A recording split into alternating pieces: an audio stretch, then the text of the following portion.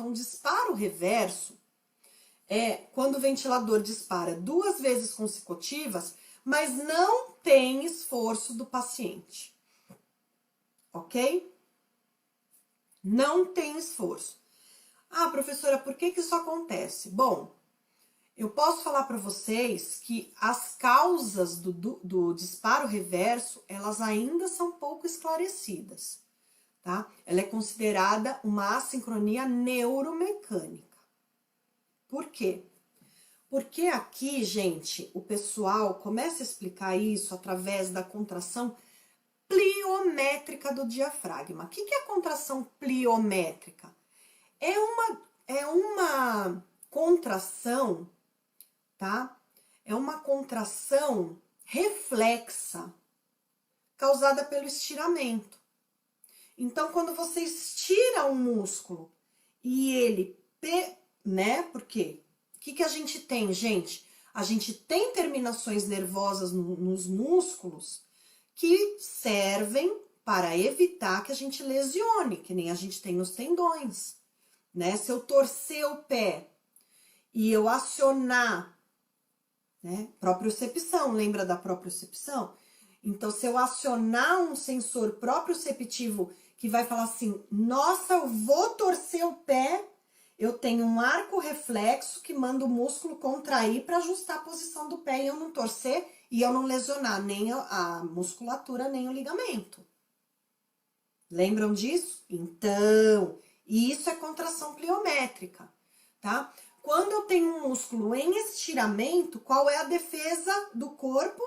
Se for detectado esse estiramento, que pode levar a uma lesão do músculo, eu tenho um arco reflexo que manda o músculo contrair de novo para proteger. Então, vamos pensar na seguinte situação, tá? Se eu tô lá fazendo ventilação mecânica, meu paciente está sedado, curarizado, eu fui lá e tome-lhe pressão, e tome-lhe volume. O que vai acontecer? O diafragma, ele vai se distender. Quando ele se distender e ele acionar um mecanismo desse, a resposta vai ser contrai. Só que aí, quando ele contrai reflexamente agora, ele estimula o ventilador a disparar de novo. Então, não é porque o centro respiratório comandou essa incursão, tá? No duplo disparo, o centro respiratório está comandando essa incursão. Aqui não.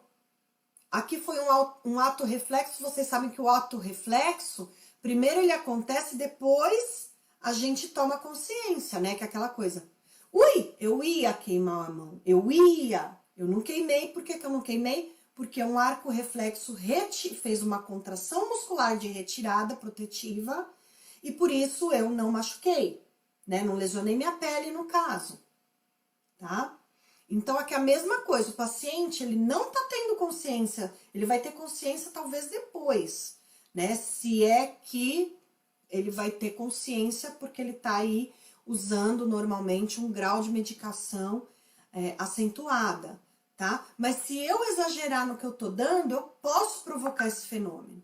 Então, o diafragma estira e isso provoca uma contração muscular reflexa. Quando provoca contração muscular reflexa, não é o centro respiratório, quero respirar tanto. Não, contrai esse músculo para ele não se lesionar. Só que nisso que contraiu, né, estimulou, contraiu, o ventilador entende, o paciente quer respirar, porque o ventilador não vai saber, né? Olha, ele tá contraindo porque ele quer respirar ou ele tá contraindo por uma contração pliométrica do diafragma. O ventilador não tem como diferenciar isso, tá? Então, vejam só. No disparo reverso, os mecanismos que estão sendo estudados para esclarecer isso, está indo por esse caminho, tá? E aí a gente vai ter um disparo por tempo, que é o disparo através da frequência respiratória, independente da vontade do paciente, o paciente não tem nada a ver com esse disparo, tá? E aí, o que eu tô entregando faz com que tenha um estiramento do diafragma, e esse estiramento provoca uma contração muscular reflexa, tá? que é totalmente desconectada da atividade do centro respiratório, mas que é capaz de disparar o ventilador, e aí então entra 2 disparos consecutivos, causando empilhamento de ar, volume corrente baixo e pressões vão para o beleléu. Então, eu começo a colocar o paciente em risco. Tanto o duplo disparo quanto o disparo reverso são perigosos, ok?